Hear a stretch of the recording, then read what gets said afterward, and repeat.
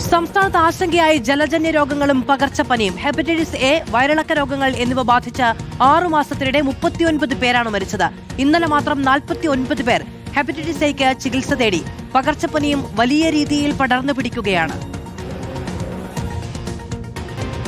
Shigella മരണങ്ങൾ report ചെയ്തതോടെ ആരോഗ്യവകുപ്പ് ജാഗ്രത കടുപ്പിച്ചെങ്കിലും മറ്റു സമാന രോഗങ്ങൾ ബാധിച്ചുള്ള മരണങ്ങളും വർദ്ധിക്കുകയാണ്. ഹെപ്പറ്റൈറ്റിസ് എ, വയറിളക്ക രോഗങ്ങൾ, ഷിഗല്ല എന്നിവ ബാധിച്ച 6 മാസത്തിനിടെ 39 പേരാണ് മരിച്ചത്.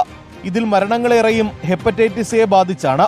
31 പേർക്കാണ് ഹെപ്പറ്റൈറ്റിസ് ബാധിച്ച ജീവൻ നഷ്ടമായത്. 8514 പേരാണ് ചികിത്സ തേടിയത്. ഈ മാസം 8 ദിവസത്തിനിടെ 429 പേർ ചികിത്സ തേടി. 2 മരണങ്ങളും റിപ്പോർട്ട് ചെയ്തു. ഇന്നലെ മാത്രം 49 പേർ ഹെപ്പറ്റൈറ്റിസ് എ ചികിത്സ തേടിയപ്പോൾ 1 മരണവും റിപ്പോർട്ട് ചെയ്തു. വയറിളക്ക രോഗങ്ങളിൽ ചികിത്സ തേടിയവരുടെ എണ്ണം 2.5 ലക്ഷം കടന്നു. 6 മരണങ്ങളാണ് റിപ്പോർട്ട് ചെയ്തത്. ഇതിൽ 4 എണ്ണവും 8 ദിവസത്തിനിടെയാണെന്നത് സ്ഥിതി ഗുരുതരമാക്കുന്നു. പ്രധാന ആശുപത്രികളിൽ പനി ക്ലിനിക്കുകൾ സജ്ജമായി. മരുന്നുകളുടെ ലഭ്യത ഉറപ്പാക്കാനും നിർദ്ദേശം നൽകിയിട്ടുണ്ട്. അതേസമയം കോഴിക്കോട് മെഡിക്കൽ കോളേജിൽ പരിമിതമായ സൗകര്യമാണ് ഉള്ളത്. ജനറൽ മെഡിസിൻ വിഭാഗത്തിൽ മാത്രം ഓരോ ദിവസവും 600 മുതൽ 650 വരെ രോഗികൾ എത്തുന്നിടത്ത് 410 കട്ടിലുകൾ മാത്രമാണുള്ളത്. മഴക്കാലപൂർവ്വ ശുചീകരണം പലയിടത്തും പാളിയതും ആശങ്കയുണ്ടാക്കുന്നുണ്ട്. റിപ്പോർട്ടർ, തിരുവനന്തപുരം.